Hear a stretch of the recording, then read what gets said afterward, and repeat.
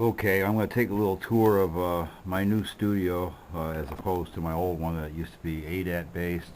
This one's computer based. The first thing you see as you walk in the door is these mics hanging on the wall here and the drum kit. They're kind of related to each other. Those mics, they're realistic PZMs. They've been modified. They run on 18 volts. And they're balanced, and when you get them from Radio Shack they're not balanced and they run on 6 volts or something like that. But anyway, they're really good if you fix them up the way I got them fixed up and stick them on a nice flat surface, and they pick up cymbals really nice. They used to be mounted up here on these overhead boom arms that I have in my studio. There's two of them in a V formation. I can still mount them up there if I want, but I kind of like them on the wall, so I've been leaving them down there recently. And the reason they're there is because I got these cymbals on my Mapex drum kit. It's a combination Mapex Ludwig setup. Mapex Ludwig Pearl setup, I should say. It's got this Mapex Core kit right here, 22 inch, 16, 12, and 14, I think it is. Got a nice kick pedal and a junky throne. Pearl 10 lug snare. It's got a modified external muffler on it that I fixed up myself. And I also got a mic hanging on it right there. You can see the microphone hanging on, sort of.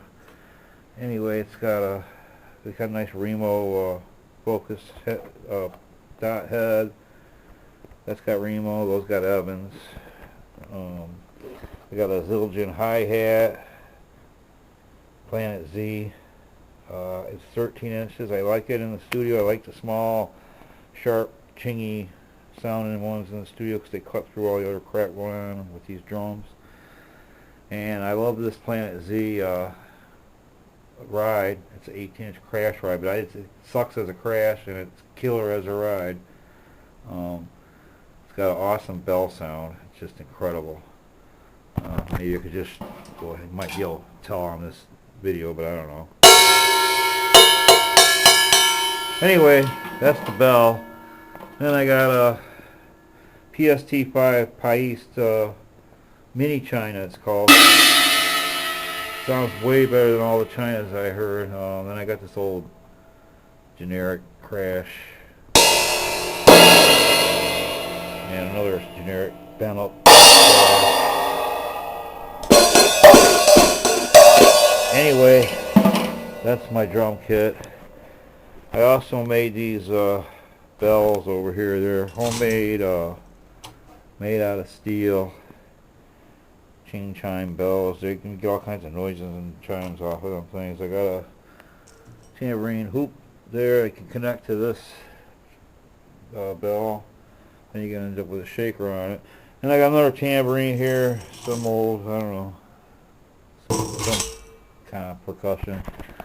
Then that's a double guitar case that I built for my two guitars. They fit two guitars in at once. Back there's storage, bunch of, and a ladder, bunch of guitar cases and stuff. A little bit of foam in the corner. And the microphones, I got they're not the best ones, they're natty microphones, but they do the job, and that's for the toms down there. And I got another one exactly like it for the kick right there. That's what's running on both toms and kick. Then I got another different natty mic picking up the snare right there. I already showed that one.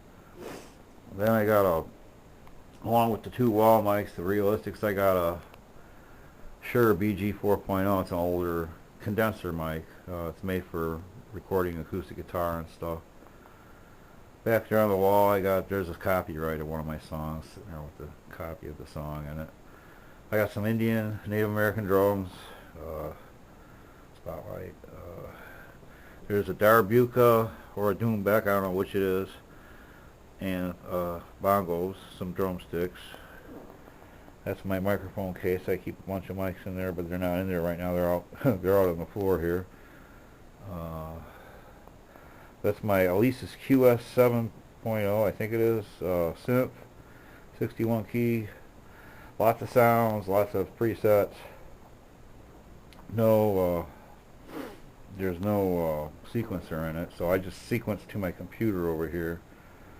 But anyway, and then I got a Kimball organ, I think it is, for the weird funky 60s 50s organ sounds that I might want someday. Haven't really used it yet, but it's fun to play with. As we move around here to the left, up there on the wall, I got my old ASCAP agreement with, I used to be a producer and publisher, and that's my membership agreement with ASCAP. It's for both singer-songwriter and publisher. Then I got this Cubase LE something or other, 6.0 or something. That's what I run, that's what I do all my sequencing and recording on. Got a couple of small mixers. They get the job done, they're adequate. I don't need anything more for what I do. My Lambda interface, you can see the meter moving on it when I speak near the microphone. I got a couple there's an old Ultraverb PV or something, and a patch bay in case I need it. I usually don't use that stuff too much anymore with the kind of recording I've been doing. A USB interface, it's Rolls headphone amplifier, which amplifies the signal to my headphones over here, which are, what are they? They're Fostex T20s. They're old, but they're reliable and good. There's my piano bench. The actual computer down there, and on top of that sits a Art Tube MP preamp, or cheap, really inexpensive unit, but it really does the job. It's a nice little tube preamp, believe it or not, for the money. And I got another one over here that I use. Sometimes I use them both on mics. That one's running a microphone right now. It's a preamp for a mic, which namely it's I don't even remember which mic it is. Well, anyway, it doesn't matter. And that one I use for guitar, which is it's a preamp for my guitar. I can get some good overdrive sounds out of it. Goes into my Fender Princeton Chorus stereo amp. It's old. It's got a busted off knob, but it still works, and it does what I need it to do. Then I got my that's, believe it or not, that's the bass for my, it's the bass speaker for my monitors, which really sucks. That's the weak point in my studio, is the monitors. I got I don't know, they're Sylvania computer monitors or something. Anyway, for a computer they're high end, but for a studio they're very low end. Well, I've learned along the way that if you mix to really crappy speakers and you can get a really good sounding mix on crappy speakers, it translates over well to good speakers. Usually, if you understand your speakers and how the bass curve and high-end response is and everything, you can make a decent mix with crappy speakers in your studio. It's not recommended, but if you're poor like me, that's what you do. I got an old, this is from probably 1984, this Applause 12-string. It was cheap, but it sounded good, and it still is cheap, and it still sounds good. Nothing wrong with it. It hasn't fallen apart or anything. Then I recently bought this SX Furion, and I fixed it up. Inside and out. The outside I powder coated all the cheap Chinese chrome that would have rusted from fingerprints, and I put brand new tuners and new string trees, and took the pickup cover off the neck pickup, and switched the control panel around, the control plate. I put some abalone top black knobs from StewMac on it. Inside it's all shielded completely, and what else did I do? I shielded it. Oh, I put 1 meg ohm pots in it, so it screens while full wide open. Those pickups are, if you dial it up, the pickups are wide open, and it just screams Telecaster, but it's not a Telecaster. It's a copy, and it's the Telecaster that Fender never made for me, so I made my own. I move on to the Ibanez that Ibanez did make for me. As far as I'm concerned, this is the RG350DX. It's a sweet guitar, retro pickguard, which I want to take. There's this stuff at StewMac for $44, and it looks just like that. and I want to buy it, and I want to make one that looks like that. So I'm going to have this and this matching. The pick guard on this is going to be pearloid white. But anyway, that's just a project down the road. But this RG350DX screams. It's my favorite guitar, along with this one and this one. I have 3 favorite guitars. But anyway, I do a lot of my heavier rock and roll on this. It's got the whammy bar, and it stays in tune forever. Oh, this one stays in tune forever now too, because I put locking tuners on it, by the way. Then I took this guitar I bought at a used guitar shop, and it was beat, man, but I brought it back to life. I put the lock back on it, the neck lock back on it, and I refurbished the tremolo. Those things were broke, and then I put a blend pot up here where it used to be a 3-way toggle, and I put all those abalone top StewMac knobs on it. It looks awesome, and I powder coated the tremolo black, and well, it was black, but I repowder coated it. I got it all like brand new. It's just a sweet guitar, 20-some years old.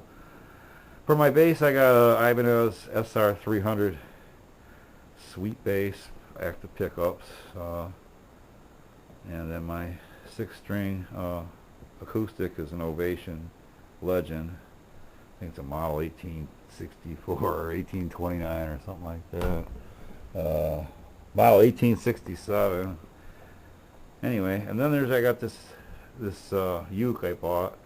Then my wife Cheryl took it to a concert in Cleveland with this underground band that's got a huge following. They ripped off Gautier and did his big song, but they all did it playing on one guitar. But anyway, they all signed this uke for her, because they're big into ukes. They play ukes in a lot of their stuff. Anyway, that's my uke, and it's got the signature of the band Walk Off the Earth on it. But anyway, that's my studio. It's pretty expensive for what it is, but it is nothing like what I used to have. Like, I used to have a sound booth sitting right here where the drums are. I had ADATs all over the place and all kinds of rack equipment and stuff. But I sold all that when I got sick, and I had to pay some medical bills, and I downgraded. But as far as I'm concerned, this is maybe a better studio than I had before. Oh, I forgot to show my microphone. It's a condenser mic for vocals. It's got the pad 10, 20, 0. It's got 2 different patterns. It's a natty. It's as far as I'm concerned, it's good enough. I used to sing into a $1,000 AKG 414, which I also sold, by the way, and got some good money. But that's another story. This I replaced it with, and as far as I'm concerned, it sounds almost as good. Maybe it's not quite as crystal clear, but it does the job. So anyway, that's a tour of my studio. That used to be the control window, by the way, control room window. And out here in the darkness, it used to be another part of the studio, but that's all in the past. That's my home studio today.